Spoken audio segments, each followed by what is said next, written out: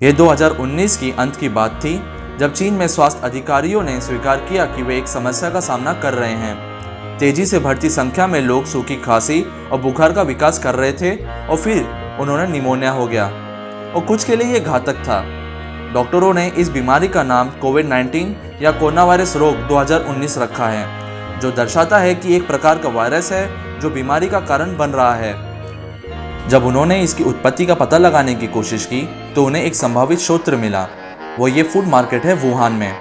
पहले के 41 मरीजों में से 27 यहाँ आए थे। ये निर्णायक सबूत नहीं था, लेकिन चीनी अधिकारियों ने जल्द से बाजार बंद कर दिया। 2002 में दक्षिणी चीन के एक ऐसे ही बाजार में से एक कोरोना वायरस उभरा था। अतः ये 29 देशों में पहुंच गया और लगभग 800 लोगों को मार दिया। अब 18 साल बाद इस कोरोना वायरस ने 150 से अधिक देशों को प्रभावित किया है और 1,70,000 से अधिक लोगों की मौत हुई है। तो इन बाजारों को कोरोना वायरस प्रकोप से क्या लेना देना है और ये चीन में क्यों हो रहा है? बहुत सारे वायरस जो हमें बीमार करते हैं अधिकतम जानवरों से उत्पन्न होते हैं। कुछ वायरस जिनसे फ्लू होता है वह पक्षियों और सूअरों से आते हैं। HIV एड्स जैसे वायरस चिंपांजी से आते हैं। इबोला वायरस की उत्पत्ति चमगादड़ों में से हुई। 2019 कोरोना वायरस के मामले में कुछ सबूत हैं। पहले वे चमगादड़ में थे, फिर वे पेंगोलियन में गए और फिर उसने इंसान को संक्रमित किया।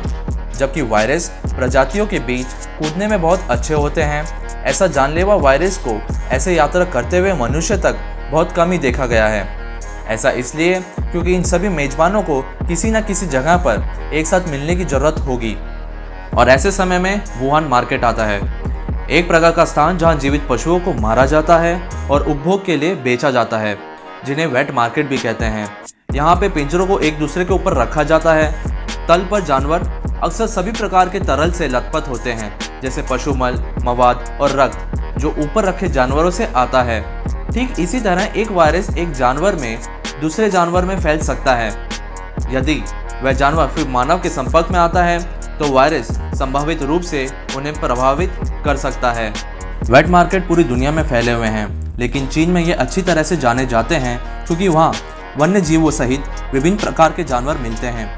यह एक साधारण मेन्यू है वुहान के बाजार से। ये जानवर दुनिया भर से हैं और हर एक में क्षमता है वायरस फैलाने की। इन सभी जानवरों के एक ही बाजार में होने का कारण दशकों पहले बनी चीन की सरकार का निर्णय है। 1970 के दशक में चीन समस्या का सामना कर रही थी। अकाल ने 36 मिलियन से अधिक लोगों की जान ले ली थी और वहाँ का कम्युनिस्ट शासन, जिसने सभी खाद्य उत्पादन को नियंत्रित किया हुआ था, वह अपने 900 मिलियन लोगों का पेट भरने में असफल हो रहा था।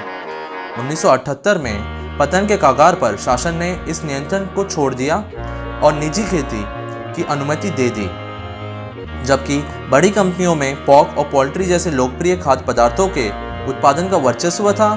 कुछ छोटे किसानों ने खुद को बनाए रखने के लिए जंगली जानवरों को पकड़ने और पालने का काम किया। शुरुआत में यह ज़्यादातर किसान करते थे, उदाहरण के लिए कछुओं को घर के पीछे पालना।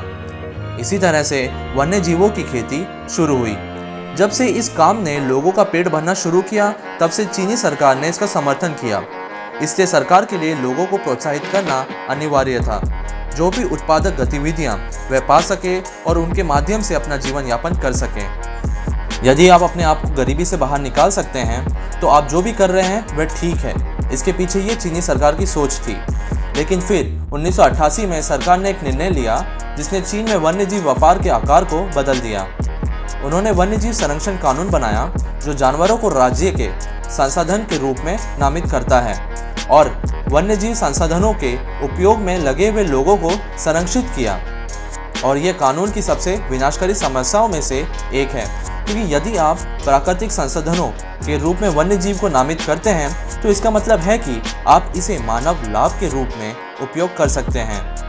कानून ने वन्यजीवों के वर्चस्व और प्रजनन को प्रोत्साहित किया और इसके साथ ही एक उद्योग का जन्म हुआ। छोटे किसान औद्योगिक आकार के कार्यों में बदल गए।